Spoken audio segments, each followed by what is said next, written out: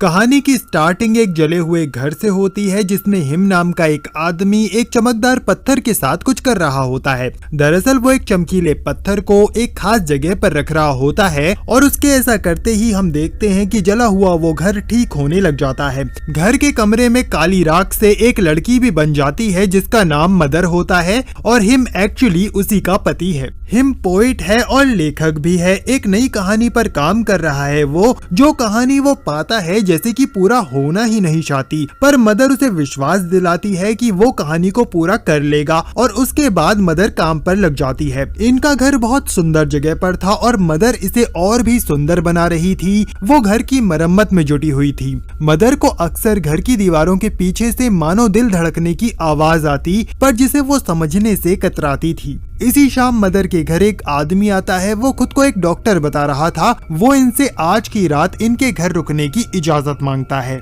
Mother तो ना कहना चाहती थी, पर हिम को किसी की भी मदद करने में बहुत खुशी होती थी तो वो ना नहीं कह पाता और उसकी खातिर मदर भी चुप रहती है। हम देखते हैं कि डिनर के बाद वो आदमी उसी क्रिस्टल की ओर अट्रैक्ट होता है, पर हिम उसे वो छूने नहीं देता। हिम उसे बताता है कि ये उसके लिए बहुत खास है और उसकी जिंदगी में ये तब आया था जब सब कुछ खत्म हो गया था। वैसे डॉक्टर बहुत बीमार था, उसे उल्टियां हो रही थी। मदर को डर था कि शायद ये आदमी घर से जल्दी नहीं जाने वाला और अगले दिन होता भी ऐसा ही है। डॉक्टर अपने बारे में हिम को बताता है कि वो जल्दी ही मरने वाला है और वो और उसकी वाइफ उसके बड़े फैंस हैं, तो हिम उसे कुछ और दिन घर में रुकने की इजाजत दे देता है। मदर को ये बिल्कुल अच्छा नहीं लगता, पर फिर भी अभी तो वो चुप ही रही। लेकिन आखिर कब तक वो चुप रहने वाली थी, क्योंकि ये तो बस शुरुआत हो रही थी। अगले दिन उस आदमी की वाइफ भी वहाँ रहने आ जाती है और जैसे कि इतना काफी नहीं था, ये नए मेहमान बहुत केयरलेस भी थे। उस आदमी की वाइफ तो खासकर मदर की कोई बात नहीं मानती थी।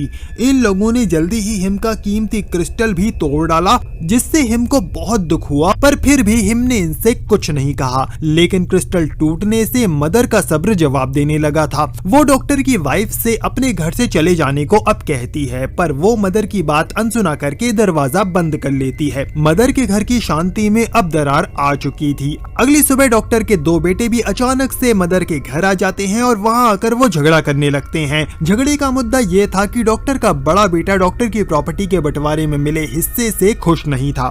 झगड़ा इस हद तक बढ़ जाता है कि हाथापाई में छोटा बेटा बुरी तरह घायल हो जाता है। डॉक्टर और हिम उसे लेकर अस्पताल चले जाते हैं और इधर घर में मदर अकेली रह जाती है। फर्श पर बिखरा खून साफ करते हुए मदर को एक खुफिया रास्ता अब मिला, जिसमें अंदर जाने पर मदर को वहाँ एक बड़ा सा ऑयल टैंक रखा मिलता है, पर जिसका पर्पस वो समझ नहीं पाती। जल्दी ही मदर को पता चलता है कि डॉक्टर का छोटा बेटा बच नहीं पाया। कायदे से तो फ्यूनरल का आयोजन डॉक्टर के घर होना चाहिए था, लेकिन जल्दी ही शोक मनाने लोग हिम के घर आना शुरू हो जाते हैं। मदर कई बार हिम से इस सब पर ऐतराज जता चुकी थी, पर हिम को तो दूसरों का दुख बांटना अच्छा लगता था, तो इस बार भी मदर घर आते लोगों को रोक नहीं पाती।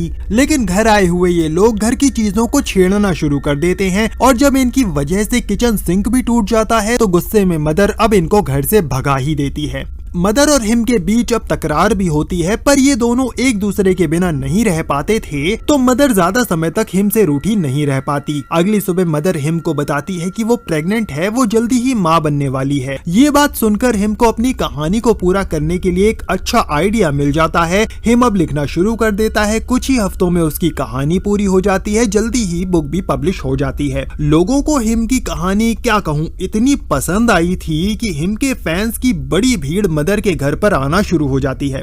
ये किस्सा था एक दिन का, जब मदर और हिम डिनर की तैयारी कर रहे थे, तभी बाहर हिम के फैंस का तांता लग जाता है। जब मदर इतनी भारी भीड़ को देखती है तो वो परेशान होकर हिम से सबको यहाँ से ले जाने को कहती है, पर हिम किसी का भी दिल नहीं दुखा सकता था। बेचारी मदर आखिर कर क्या सकती थी, तो वो बस घर का दरवाजा बंद रखने की कोशिश करती है, पर ये लोग जबरदस्ती घर के अंदर घुस आते हैं। अंदर आकर घर का सामान छेड़ने लगते हैं। वहीं कुछ लोग घर का सामान चुरा भी रहे थे। मदर को समझ नहीं आ पाता कि इन लोगों को कैसे वो रोके, तो घबराकर मदर पुलिस को अब बुला लेती है, पर इससे हालात सुधरने के बजाय और बिगड़ जाते हैं। पुलिस आकर जब लोगों को रोकने की कोशिश करती है तो लोगों का पुलिस से तगड़ा टकराव हो जाता है।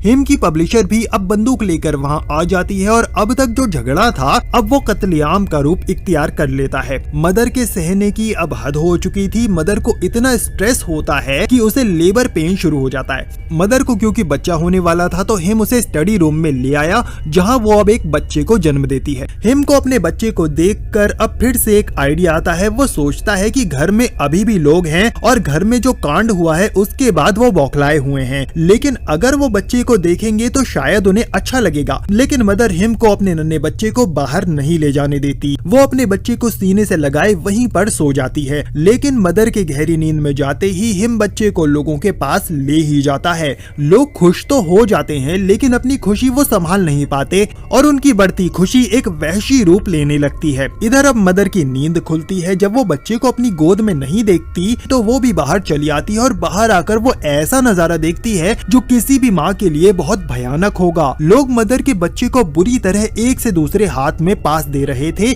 मदर भीड़ को चीरते हुए अपने बच्चे को ले लेना चाहती थी, लेकिन वो जल्दी ऐसा नहीं कर पाती। लोगों की वहशियत से बच्चे की गर्दन टूट जाती है और उसकी मौत हो जाती है। गुस्से में मदर ने वही किया जो किसी भी माँ का इस तरह के हालातों में सामान्य रिएक्शन होता। मदर ने वहीं पर टूटे पड़े कांच का टुकड़ा उठाया और लोगों पर हमला करने लगी। जवाब में वो लोग भी मदर पर टूट पड़े थे। इस समय जब वो लोग मदर को बुरी तरह मार पीट रहे होते हैं तभी हिम वहाँ पर आकर मदर को बचा लेता है। वो मदर को वहाँ से हटाकर दूर ले आता है, लेकिन अब भी हिम उन्हीं लोगों की साइड ले रहा था। वो मदर को कहता है तुम प्लीज उन लोगों को माफ कर दो क्योंकि उन्होंने जानबूझकर कुछ नहीं किया है। ये देखकर कि बच्चा खोकर भी हिम अपने उसी रवैये पर कायम है, मदर का दिल टूट जाता है, मानो जैसे पत्थर का हो गया हो। वो इन लोगों को माफ नहीं कर पाती, बल्कि हिम से नजरें बचाते हुए लंगड़ाते हुए वो घर में वहाँ चली जाती है जहाँ ऑयल टैंक रखा हुआ था। तभी वहाँ हिम आता है। मदर हिम को कहती है कि तुमने सब बर्बाद कर दिया। दुखी मन से मदर अब ऑयल टैंक को लीक करके घर में धमाका कर देती है। घर तबाह हो जाता है, सब लोग मारे जाते हैं, पर हैरत अंगेज रूप से हिम का बाल भी बाका नहीं होता। मदर अब भी जिंदा थी। हिम उसे कहता है कि मुझे अब भी तुमसे कुछ चाहिए, तो मदर कहती है जो था वो मैं दे चुकी हूँ।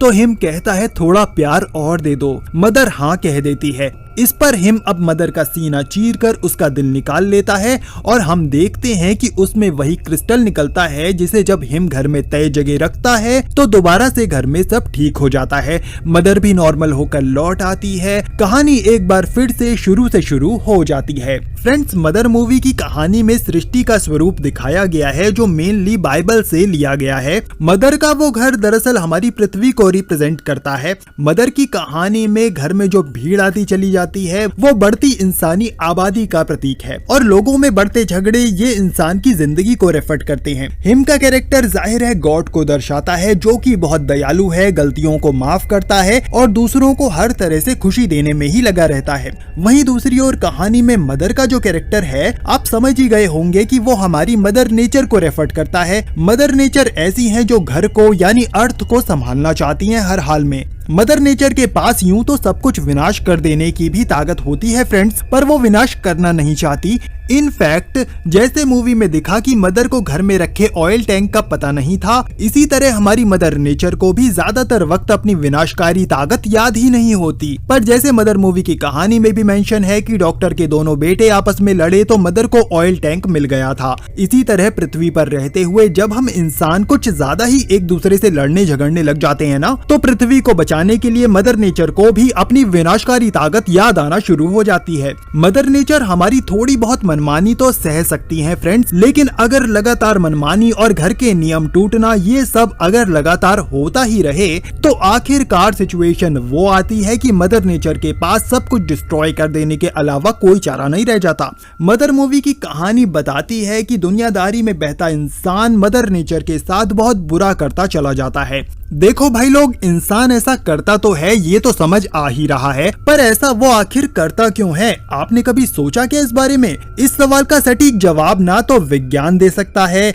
और ना ही दुनिया भर के जितने धर्म हैं वो इसे ठीक से समझा सकते हैं, लेकिन हमारे हिंदू धर्म के पास इसका सटीक आंसर है फ्रेंड्स, जो एक डीप सत्य से जुड़ा हुआ है। एक्चुअली पृथ्वी पर हम इंसान बसने के लिए नहीं आते, बल्कि जीना सीखने के लिए आते हैं। हिंदू धर्म ये कहता है हमें कि जब अच्छे से सीख जाएंगे तो परलोक में किसी और दुनिया में जाकर हम बसेंगे, जो हमारे बसने के लिए बनाई गई है। इस सच को याद रखना बहुत जरूरी है, क्योंकि इसे भूलने से ही सारी गड़बड़ शुरू हो जाती है। इस सच को भूलते ही इंसान बस पृथ्वी पर बसने में और यहाँ मजा करने में ऐसा खुद को बिजी कर लेता है कि जीना ही नहीं सीख पाता। न तो परलोक के लायक वो बचता है, न आपस में प्यार से रहता है। ऐसे में वो अपने खुद के और सबके साथ ही मदर नेचर के साथ बहुत बुरा करता है, और आखिरकार नौबत वो आती ही है कि लगातार मनमानी का फल विनाश के रूप में सामने आता है। पृथ्वी हमारा टेम्परेरी शेल्टर होम है फ्रेंड्स, और सेल्फिश होकर इस घर के रूल्स को ताक पर रखकर अगर इस घर में रहें तो मदर मूवी सच कहती है कि फिर घर में हर जगह आग ही आग बरसती है। नास्ट्रेदामस की भी एक भविष्यवाणी में भी उन्होंने भविष्य में आसमान से आग बरसने की बात कही है फ्रेंड्स। तो इस तरह मदर मूवी निकट भविष्य को डार्क फ्यूचर के रूप में रिप्रेजेंट करती है फ्रेंड्स। प्रेजेंट की बात करूं तो हम इंसान मनमानी तो छोड़ नहीं पा रहे, आगे जो होगा वो होगा, पर एक बात है जो मदर मूवी की स्टोरी का भी कंक्लूजन है और हमारी असल जिंदगी की स्टोरी का भी, कि जैसे मदर की कहानी में घर तबाह हुआ, मदर भी नहीं बच पाई लेकिन हिम बच गया था, उसी तरह चाहे जितना विनाश हो, इवन प्रलय भी अगर आ जाए तब भी भगवान बचे रहेंगे, और इसी वजह से अपने इस घर में जिंदगी फिर से लौटती रहेगी। बार बार विनाश होता रहेगा हमारी वजह से और जिंदगी लौटती रहेगी भगवान की वजह से। मदर की कहानी का मैसेज डीप था फ्रेंड्स, होपफुली आपको फील करा पाया होगा। अगला मैसेज अगला वीडियो लेकर जल्द आता हूँ। Till then take care.